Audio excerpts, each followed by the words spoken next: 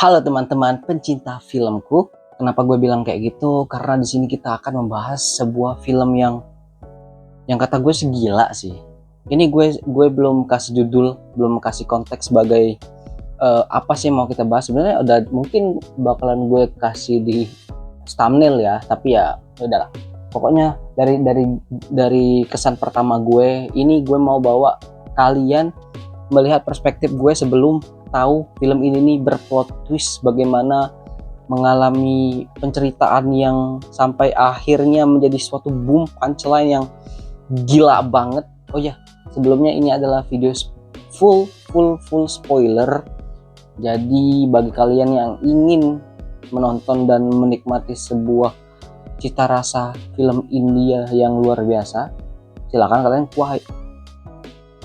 quit goblok ya, silakan kalian quit dari video ini.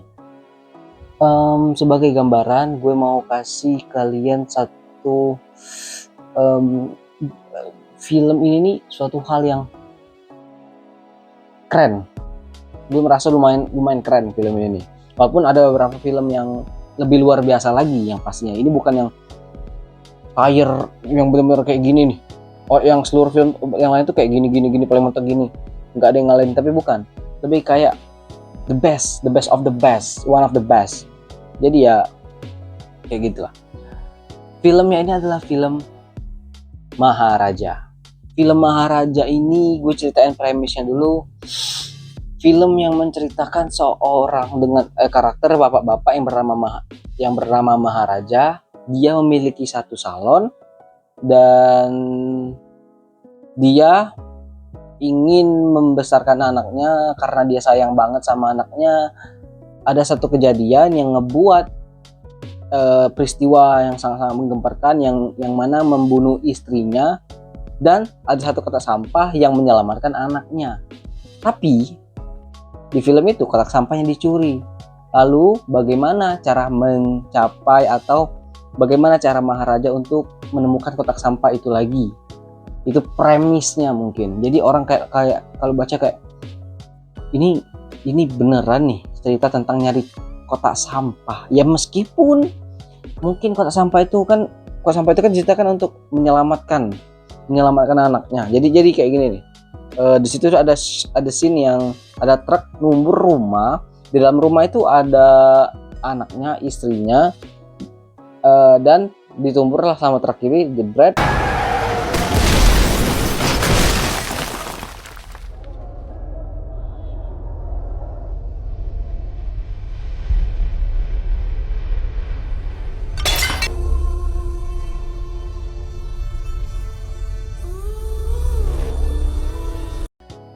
Istrinya mati, tapi anaknya masih hidup karena ada kotak sampah yang jatuh ketika bangunan itu jatuh juga. Jadi kayak ini istri nih, ini anaknya nih, jatuh digeblek, istrinya mati, ada kotak sampah yang menahan anaknya terbalik, jadi nggak mati anaknya. Simpelnya kayak gitu. Tapi disinilah sosok seorang Maharaja yang bernama Maharaja. Lalu kita kembali ke plotnya ya. Sebenarnya gue tuh nggak mau benar-benar spoiler sih, jujur, karena film ini bagus banget kalau disaksikan dengan banyak banget experience yang bakalan kalian dapat. Ini yang gue rasain ya. Ini setelah nonton gue rasain, yaitu adalah suatu kesegaran yang baru terhadap dunia film, yang bahkan di dunia pun. Gue jujur emang gak jarang banget nonton film, tapi salah satu cita-cita utama gue adalah menjadi aktor. Walaupun we never know, karena hidup gue masih panjang banget, umur gue masih 20 tahun ya. Ini kan ngomongin hidup. Bentar, back in the topic. Tapi film Maharaja ini sangat bagus bagi gue. Gue bingung mau ngomonginnya kayak mana, tapi yang pasti filmnya ini memiliki plot twist yang kalau diceritain dari gue, misalnya dari teman-teman influencer yang lainnya, mungkin kayak mana ya bicaranya. Gue susah ngungkapin satu kata, tapi kayak gini nih. Kalian pernah gak sih ada seorang yang rekomendasi satu hal, tapi kalau dia yang nyampein kesan jadi alay, ngerti nggak sih? Bukan alay, lebih ke kayak beneran nggak sih itu, kayak dilebih-lebihkan, kesannya kayak dilebih-lebihkan, bahkan dilebih-lebihkan. Tapi pas lu nonton, beneran nonton, ekspektasi yang kata lu lebay di sini nih, sesungguhnya di sini nih kita tuh nggak bisa nyampeinnya aja. Tapi Maharaja tuh kayak gini deh. Oke, gue ceritain biar ini sebisa mungkin ya, sebisa yang gue bisa aja nih. Gue ceritain filmnya. Jadi ada bapak bernama Maharaja, dia tukang salon. Ini gue simplify banget, sangat simplify, gue nggak bisa flashback. Intinya bapak Maharaja dia mencukur. Ada seorang tukang cukur di bapak Maharaja tadi, ada seorang penjahat. Nah, penjahat ini dia memiliki teman. Teman dia ini ketika lagi merampok satu rumah, dia memperkosa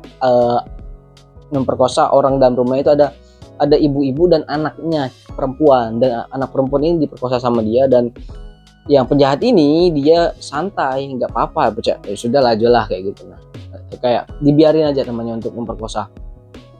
Tapi dia enggak sih sebenarnya, tapi dia merampok, ngebakar rumah setelahnya. Lalu singkat cerita, dia merampok untuk anaknya. Jadi bapak-bapak yang tidak memperkosa ini dia merampok untuk anak dan istrinya sehingga mereka bisa bahagia kayak gitu. Simpelnya kayak gitu. Lalu si bapak ini dia ingin merayakan ulang tahun anaknya dengan cara membuat pesta di rumah dan juga membelikan kalung emas. Yang berbentuk kaki. Bagus banget kalungnya, tapi ya kita tahu dia mencuri. Jadi dia membeli bahan-bahan masakan untuk acara pesta anaknya. Istrinya nelpon pas lagi selesai belanja tuh. Sayang, kayaknya cukur jenggot deh. Nah, cukur jenggot. Jadi ada satu hal. Ini dia sembari ke pasar, sembari ngambil kalung emasnya ya, karena kalung emasnya itu tuh kayak dipesan butuh 2 hari kalau nggak salah. 2 hari, jadi 2 hari setelah itu dia ke pasar lalu ngambil sekalian perhiasan untuk anaknya. Terus di sana dia cukur sama Maharaja. Nah, Maharaja ini di sana tuh kesannya kayak nguping. Dia tuh baru datang nih, yang penjahat itu baru datang. Tapi dia tuh lagi nelpon kayak gitu. Jadi Maharaja pas lagi cukuran mungkin dia pengen so asik sehingga dia ngajak ngobrol yang penjahat itu. Terus juga dia bilang kayak gini, "Wah, anak kamu perempuan ya?" "Anak saya juga perempuan." "Ya." Yang penjahat ini kan kayak risih, "Soalnya saya tadi dengar kamu dari telepon," kata Maharaja. Jadi kayak nguping yang bapak pencukur ini yaitu adalah Maharaja. Jadi ya dia kesel, ya udah cukur aja, nggak usah urusan gua kayak gitu kan. Cukur. Awal tuh habis baterai, Maharaja beli baterai. Terus yang penjahat tadi ditelepon sama temennya yang satunya yang merampok. Telepon, Maharaja bukan kedengeran, ada pas dia balik belakang setelah nutup telepon, Maharaja di belakang. Curiganya adalah Maharaja mendengar telepon itu. Tapi sepanjang dia nyukur ya udah selesai dari situ. Tiba-tiba pas si penjahat ini nyampe ke rumah dan ingin merayakan pestanya, ada polisi datang dan rupanya kalung itu tinggal di tempat Maharaja, sehingga Maharaja datang untuk mengembalikan kalung emas tersebut. Tapi Maharaja datangnya, ini Maharaja nih bergerombolan sama polisi. Ini polisi seakan-akan Maharaja di depan dan menjadi pemimpin dari polisi itu, dan kelihatannya memang seperti Maharaja mengadu atau mencepukan dari sosok Maharaja ini, sosok dari yang jahat itu. Padahal Maharaja cuma niatnya adalah untuk mengembalikan kalung tersebut, kalau untuk anaknya. Sudah penjahat itu tuh beneran sudah masuk penjara selama 13 tahun. Tapi Maharaja ingin tetap mengembalikan kalung tersebut. Dia datanglah ke rumah istrinya dan anaknya juga ada di situ, membawa anak dan istrinya di satu rumah. Oke. Tapi istrinya ini itu nggak nerima, istri penjahatnya nggak nerima kalau kalungnya udahlah saya nggak mau, katanya saya nggak mau kalung ini karena hasil dari penjahat. Tapi intinya anak dari Maharaja nih ketika melihat ada toko mainan di depan rumah, dia bilang kayak, ayah pengen itu, pengen mainan. Dah oke, mereka istri anak dari Maharaja ngobrol sama istri anak dari penjahat ini ngobrol. Ya mereka ngobrol lah simpelnya. Jadi si Maharaja ke depan ke toko, terus ngasih tahu kode segala macam. Oh ini mainan yang ini bukan. Oke, ada yang senang, ada yang bisa. Tapi ya kayak gitulah. Ada truk ini. Nah, truk ini adalah scene di awal. Jatuh. Jadi istri dan anak si penjahat ini mati. Si anak Maharaja ini dan istrinya selamat. Istrinya meninggal, anaknya yang selamat. Oke. Jadi setelah dari situ dia sangat-sangat menamai kotak sampah yang menyelamatkan anaknya, yaitu adalah Laksmi. Nama kotak sampahnya Laksmi dan nama anaknya itu adalah Joti, kan, kayak gitu. Udah singkat cerita 13 tahun berlalu. 13 tahun berlalu, Maharaja udah tua, anaknya sudah mulai sekolah dan masuk di asrama atlet selama kayaknya bukan atlet, camp apa kayak gitu. Pokoknya ada dari sekolah lah program 1 minggu nggak pulang. 1 minggu, lalu di 1 hari ketika dia pulang, anaknya bilang, dia ngechat bapaknya, kayak ngechat Maharaja bilang, ya mau sepatu ini, soalnya sepatu saya udah buruk nih, sepatu si anaknya udah Joti lah udah buruk. Itu ya si bapaknya ngechat, oke, kayak gitu kan, dibalasnya lah. Terus pergi ke toko, lalu tapi sayangnya sepatu tersebut nggak ready. Jadi sepatu itu mau diambil dulu di gudang yang lumayan jauh lah dari tempat sebenarnya. Tapi dia nunggu karena untuk anaknya kan. Jadi anaknya itu pulang duluan di rumah sendirian. Sampai ke rumah, busnya nyampe ke rumah, dia masuk dalam rumah. Dilalahnya ketika dia nyampe rumah, ada bukan penculikan, lebih penyiksaan. Untuk balas dendam, penjahat ini rupanya balas dendam bawa 2 teman lainnya. Nah, 2 teman lainnya ini mereka menikam dari belakang, digebuk. Yang penjahat ini ngebuk anak itu, terus selesai dari sudah bonyok. Kawannya 2 orang ini lagi memperkosa anak dari si Maharaja. Diperkosa berkali-kali sampai pokoknya udah bonyok nih, diperkosa lagi. Ada 2 orang, kan 3 mereka tuh penjahat, 2 orang temannya. 2 orang temannya ini yang bergiliran memperkosa anak dari Maharaja. Wah, kesel banget itu Maharaja, ngelapor ke polisi. Terus intinya penjahatnya itu dibunuh satu persatu, sehingga ini gue simpel aja ya, soalnya udah dalam 12 menit. Simpelnya si Maharaja mengadu ke polisi segala macam. Polisi ngebantu, nge-backup. Polisi merasa ini suatu hal yang urgent, tapi di awalnya si Maharaja ngelaporinnya hal yang nggak jelas. Dia ngelapor ke polisi kalau ada perampokan di rumahnya yang mengambil kotak sampah miliknya, itu adalah Laksmi. Nggak masuk akal sama sekali untuk polisi, kayak apaan sih? Tapi polisi ini ngelihat kegigihan dan kekukuhan dari Maharaja, sehingga dia menganggap kayaknya bukan masalah kotak sampah deh, kayak gitu. Dan bener aja kan, bukan kotak sampah doang, anaknya yang diperkosa seperti itu, sehingga polisi ngebiarin Maharaja untuk membunuh penjahat-penjahat itu, sehingga terakhir penjahat utama si dalangnya ini yang beneran jadi menu utama dari pembunuhan dari Maharaja. Dia datang, dia kan 13 tahun. Setelah 13 tahun dia tuh jadi mandor di satu tempat bangunan lah. Dia kan punya toko bangunan tuh. Dia tuh jadi pemasok tempat bangunan, kayak semen kayak gitu-gitulah. Didatengin sama Maharaja di tempat bangunan yang lagi dibangun tersebut. Maharaja menyiksa semua anak buahnya, digebukin berkelahi mereka. Dan anak buah si penjahat itu nelpon, ini ada orang nih segala macam.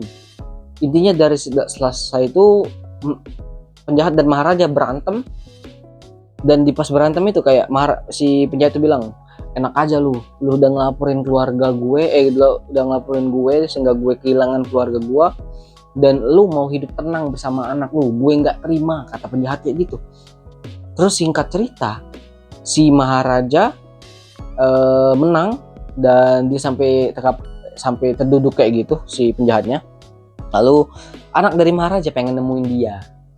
Dia bilang, ayah aku pengen nemuin penjahat tersebut, dia ada yang pengen diomongin. Oke, Maharaja sih oke-oke aja nih, udah masuk nih. Ngobrol, terus anaknya bilang kayak gini nih. Ini gila sih. Anaknya bilang kayak gini. Pokoknya bukan bilang sih, dia ngelempar kalung yang dibeli untuk anak dari penjahat tersebut ke penjahat tersebut. Ini dibuangnya kayak gitu. Terus penjahat itu baru sadar, rupanya selama ini yang selamat tuh bukan anak Maharaja, yaitu adalah anak penjahat tersebut. Intinya kayak gitu. Gue nyeritanya sesimpel mungkin dan pasti nggak bakalan menarik bagi kalian, apalagi plot twistnya nggak nendang sama sekali. Tapi inti dari cerita gue itu adalah plotnya itu benar-benar gila, karena kita menganggap yang disiksa dan ditikam dari awal oleh penjahat tersebut adalah anak Maharaja, tapi rupanya Maharaja anaknya udah meninggal di kejadian tersebut. Yang selamat malah justru anak dari penjahat. Dan anak penjahat ini disiksa oleh bapaknya sendiri, padahal disayang banget sama anaknya di situ. Ini boleh kalian nonton sendiri. Ini gue sudah kasih peringatan sih sebenarnya, non spoiler, jadi ya harusnya nonton ini nggak ada. Tapi ya yang pasti nonton ini udah pasti nonton Maharaja. Tapi thank you untuk kalian udah dengerin cerita gue. Gue sebenarnya mau review aja. Gue kalau bisa kasih rating film ini dari scoring musik, dari plot, acting, dan transisi alur cerita, X1, X2, X3. Kalau gue mau kasih actingnya, yaitu gue bisa kasih 9. Kalau untuk plotnya gue kasih plot bersama plot twist ya 10. Scoring 9,5. Transisi act-nya 10. Itu bagus banget. Overall mungkin gue kasih sekitar 97, 98. Tapi itu actually great movie that I ever had seen on this year. So very well. And then thank you very much for watching me to review this movie. I think that's all. And see you guys.